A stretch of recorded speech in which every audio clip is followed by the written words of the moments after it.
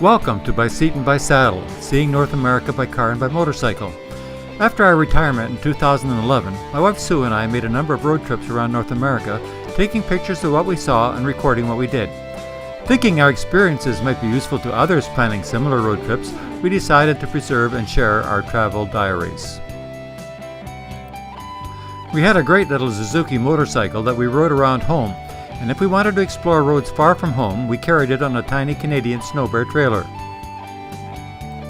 In preparation for further distance traveling, I replaced the pillion cushion on the rear fender of the motorcycle with a garden tractor seat so that Sue would be completely comfortable over the many hours we spent on the bike. I also fastened some plywood walls and a roof to the trailer and installed a wash basin and a portable toilet to make us completely independent.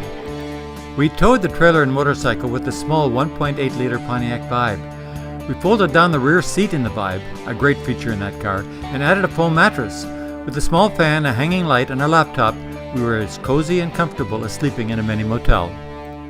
Later, we upgraded to an 803cc Suzuki and eventually to a 2.5-liter Toyota RAV4 car, but this will all be evident from the pictures and descriptions that follow.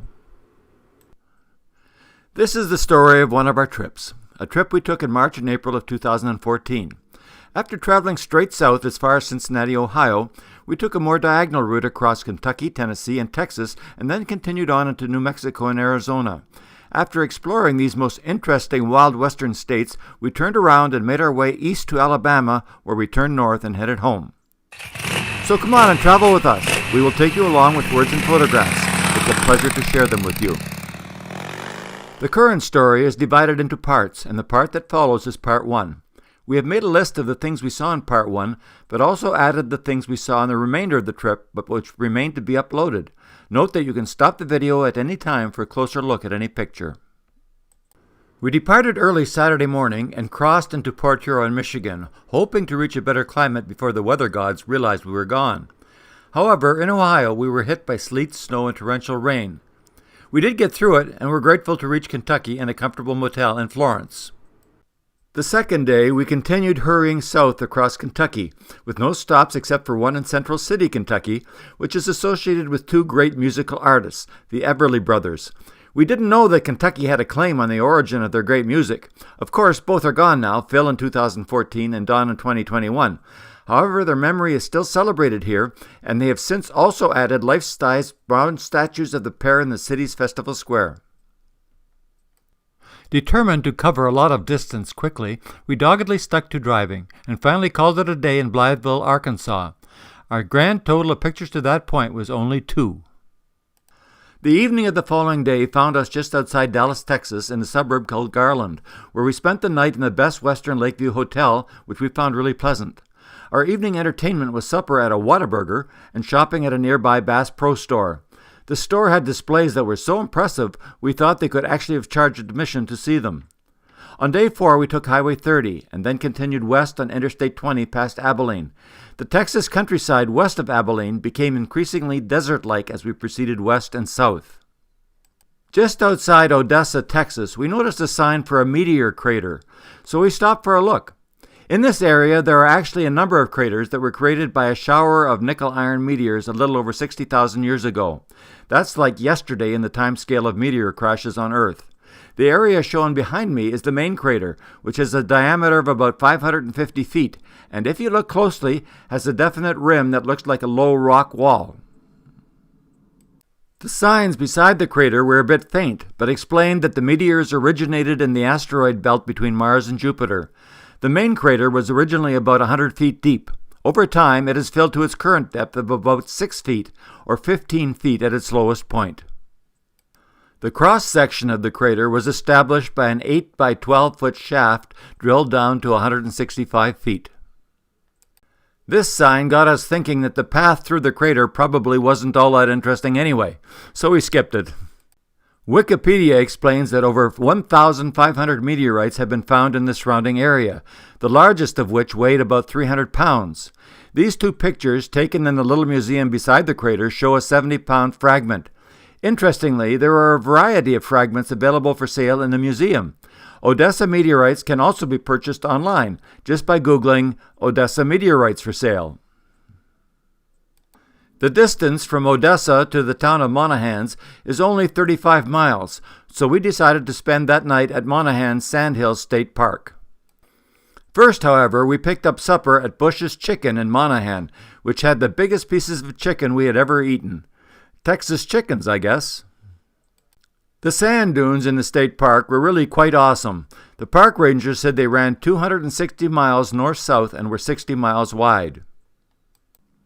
We took a lot of pictures.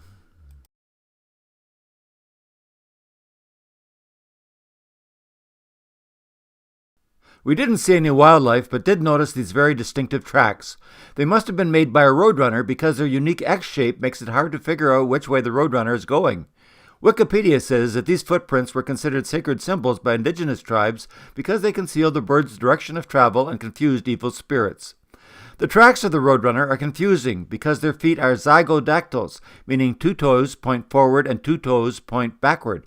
They are generally characteristic of birds of prey like owls because opposing claws enable them to grasp wriggling prey firmly. Sue thought she needed exercise and embarked on a mini walkabout. I decided I didn't need exercise.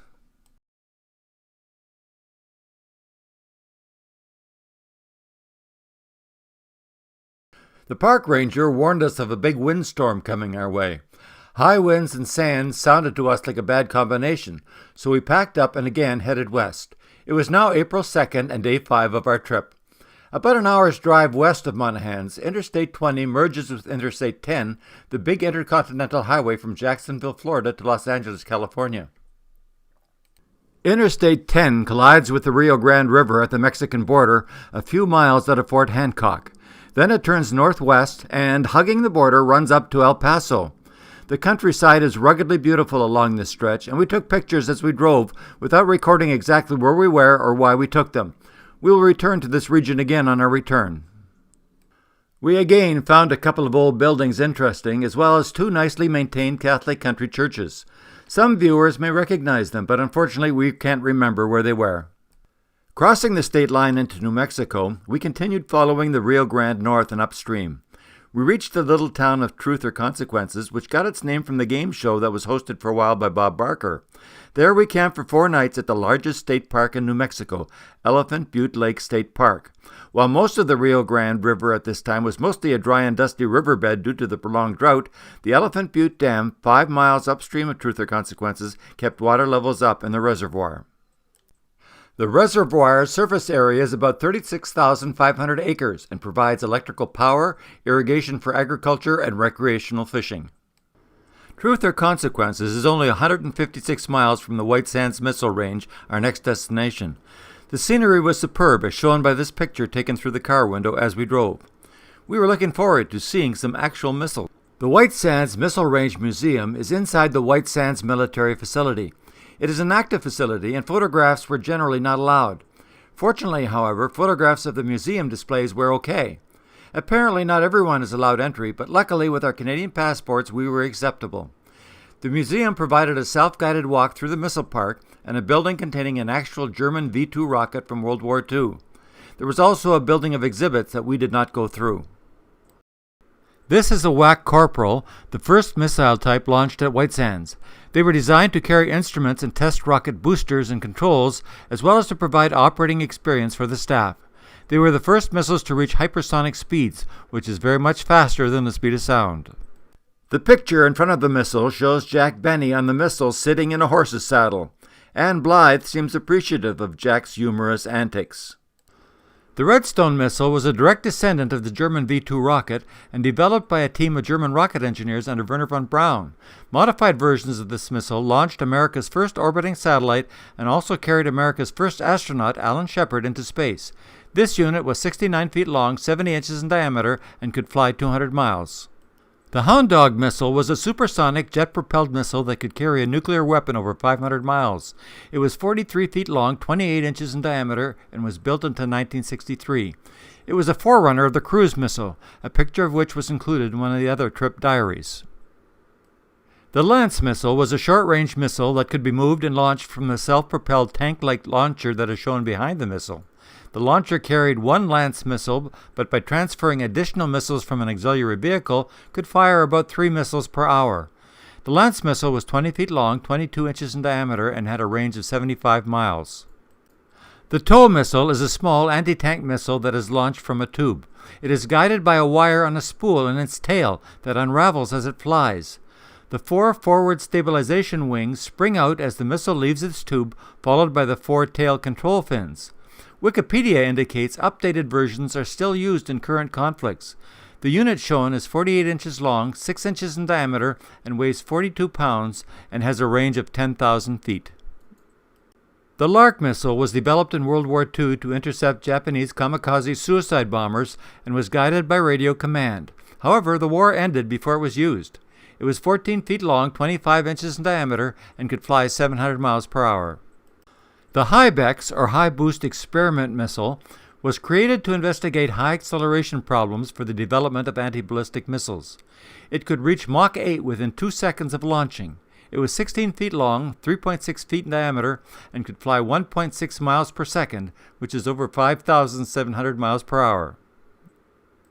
The Loon JB-2 was the American version of Germany's V-1 buzz bomb and was powered by a simple pulse jet engine. The pulse jet engine is often described as a stovepipe and spark plug with a set of Venetian blinds in front. In flight, the blinds open to let in air and are slammed shut by the ignition of the fuel-air mixture. This unit was 25 feet long and 32 inches in diameter, and over 1,400 were built. The Mace was a missile about the size and weight of a small jet fighter. The small booster rocket that launched the missile dropped off after launch when the missile's jet engine took over. The unit was 44 feet 9 inches long and 4 feet 6 inches in diameter. It was operational in post-war Europe and in the Pacific. The IGOR, or Intercept Ground Optical Recorder, is a Navy gun mount that has been modified to hold a missile tracking telescope and high-speed movie camera. It could photograph missiles up to 100 miles away and was used to monitor missile performance. The missile range displays included more than missiles. This experimental helicopter had 2 propellers that rotate in opposite directions to cancel the rotational torque of each propeller. We didn't see an explanatory sign near it, but a German visitor to the range submitted a comment to the official website identifying it as a drone. This balloon-launched decelerator test vehicle, or BLDT, was used to test the Viking Mars lander decelerator. It was carried to high altitude by a helium-filled balloon and then lifted again to about 26 miles by its 4 rockets. At this point, a large parachute was deployed to bring it back to Earth. The cab portion of the White Sands Space Harbor controlled the landing of the Columbia Space Shuttle at White Sands on its 3rd mission on March 30, 1982. On February 1, 2003, the Columbia tragically broke apart on re-entry with the loss of all its crew. One of the most interesting rockets at White Sands was the German V-2 rocket, which was displayed in its own separate building. It was 45 feet long with a 5.4-foot diameter and weighed about 28,000 pounds. There's a most entertaining story of how Canadian intelligence officer Farley Mowat, using 30 liters of gin, was able to spirit a V-2 rocket away from its guards and smuggle it out of Europe disguised as a submarine. You can read the Mowat story by Googling how author Farley Mowat smuggled a V-2 rocket into Canada. This is a photo of the first successful launch of a V-2 at White Sands on May 10, 1946. There were 67 of these rockets launched from the White Sands missile range after the war and played a significant role in American advancement in post-war missile technology. This is the end of Part 1. In Part 2, we slide down snow-white gypsum dunes at White Sands National Monument, now called White Sands National Park. We also visit the Trinity Site, where the world's first atomic bomb was detonated. It was the world's introduction to the most fearsome weapon mankind has ever devised.